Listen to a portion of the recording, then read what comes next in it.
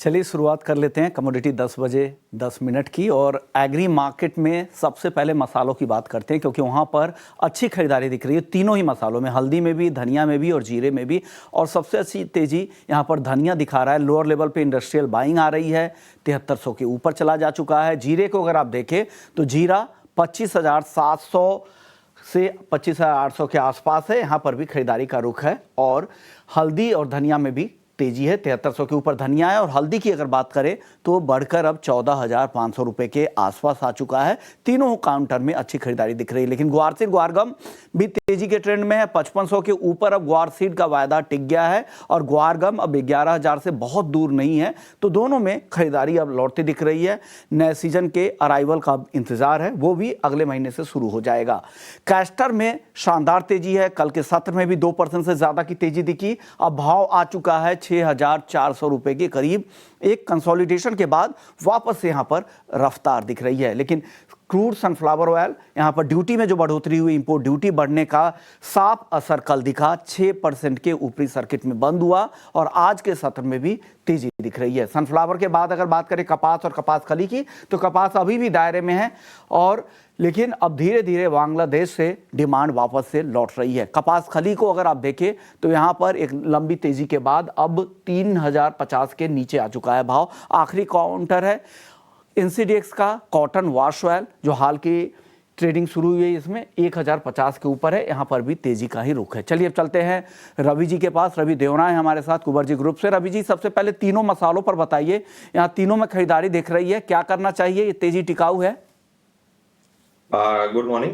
Definitely तीनों में शुरुआती दौर में खरीदारी, हालांकि जीरा में मुझे लग रहा है कि 26,000 के ऊपर सस्टेन होना थोड़ा मुश्किल है। तो आई थिंक वहां पे जो ये राइज आया है उसमें आप बिकवाली कर सकते हैं। बट यस, धनिया में मुझे अपॉर्चुनिटी दिख रही है, टर्मरिक में अपॉर्चुनिटी दिख रही है। धनिया में बाय करें। अभी जो अक्टूबर फ्यूचर है वो 7,280 के करीब चल रहा है, यहाँ पे बाय करना है। स्टॉप लॉस 7,200 का लगा है और अपर साइड एक बार 7,380 तक के लेवल देखने चाहिए। वहीं टर्मरिक पे थोड़ी गिरावट पे बाय करें।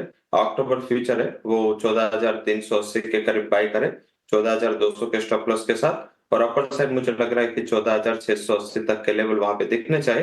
तो आई थिंक थोड़ा जीरा वोलेटाइल है, क्योंकि वहां पे वैसे मौसम साफ हो चुका है, फिर से अराइवल का प्रेशर आएगा ऐसा मार्केट को उम्मीद है। बट हल्दी एंड धनिया में एक ट्रेडिंग पर्सपेक्टिव से बाय करना चाहिए। हल्दी और धनिया ट्रेडिंग पर्सपेक्टिव से खरीदारी करें, यहाँ पे थोड़ा सा डिप मिले तो दोनों में एंट्री कर सकते हैं। लेकिन जीरा बेचने की सलाह रवि जी की तरफ से आ रही है। ग्वारसीड ग्वारगम अच्छी तेजी आ रही है, 5500 के ऊपर अब ग्वारसीड जा चुका है। क्या मौका है अभी भी खरीदने का? में थोड़ा हाई लेवल से नीचे पे आया है तो मुझे लग रहा है थोड़ा मौका रहेगा।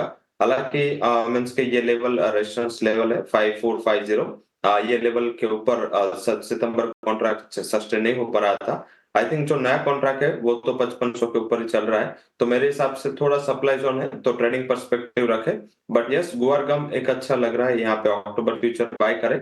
10,800 के करीब गुआरगम में बाय करना है। स्टॉप लॉस लगाए 10,680, सिर्फ 120 पॉइंट का स्टॉप लॉस होगा और 11,200 तक के लेवल की उम्मीद करनी चाहिए। 200 के लेवल के लिए यहाँ पर बाइंग करनी चाहिए। ग्वारगम आपको पसंद है, अक्टूबर वायदा में खरीदने की सलाह। कपास खली बताइए सर, क्या करना चाहिए? अब 3,050 के नीचे है, किस तरफ के मौके आपको दिख रहे हैं?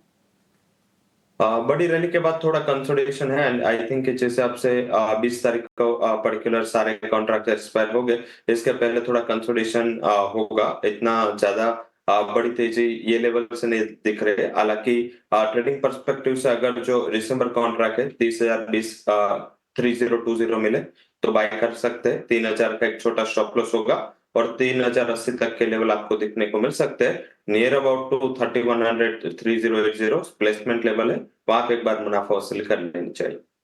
सर कैस्टर में बता दीजिए, यहाँ पर अच्छी रफ्तार दिख रही है, 6400 के करीब अब पहुंच चुका है। और तेजी दिखती है क्या कैस्टर में?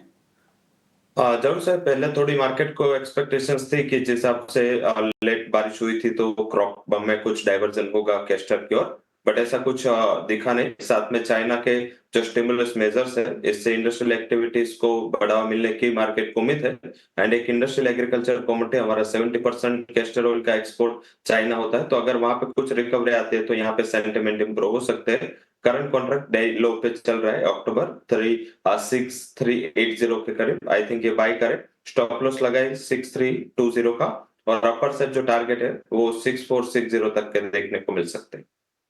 चलिए अब बात करते हैं नॉन एग्री की। आज एक अहम बैठक शुरू हो रही है एफओएमसी की। इस बड़े बैठक से पहले क्या सलाह दे रहे गोल्ड और सिल्वर में? अच्छी तेजी के बाद अब स्थिरता दिख रही है, क्या करना चाहिए गोल्ड सिल्वर में इससे पहले? जरूर से काफी हद तक का फंडामेंटल प्राइसिंग है। एंड पर्टिकुलर जो मार्केट ने 50 बेस पॉइंट का 67% पार्टिसिपेंट फेड वॉच टूल के पहुंच चुके हैं। मींस की और ऑप्टिमिस्टिक मार्केट है, तो यहाँ पे ट्रेडिंग ही करें। एंड ओवरनाइट पोजीशन काफी कम रखे, बट ट्रेडिंग पर्सपेक्टिव से बाय एंड डिप्स गोल्ड में रह सकते हैं। सिल्वर थोड़ा वोलेटाइल है तो अवॉइड करें।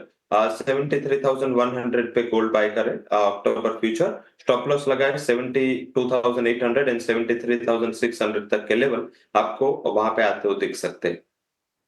तो ये राय है, हालांकि इसको कैरी मत कीजिएगा, कल तक आप इससे निकलने की कोशिश कीजिएगा। ये ट्रेड सिर्फ आप आज के लिए दिए हैं रवि जी?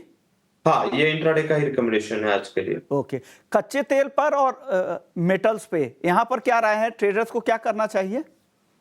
कच्चे तेल में एक रेजिस्टेंस है, डोमेस्टिक मार्केट 5880 का रेजिस्टेंस है। अगर ये ब्रेक होता है तो थोड़ा एक अभी और नीजर रिएक्शन होगा। कल से चाइनीज मार्केट भी ओपन हो गए।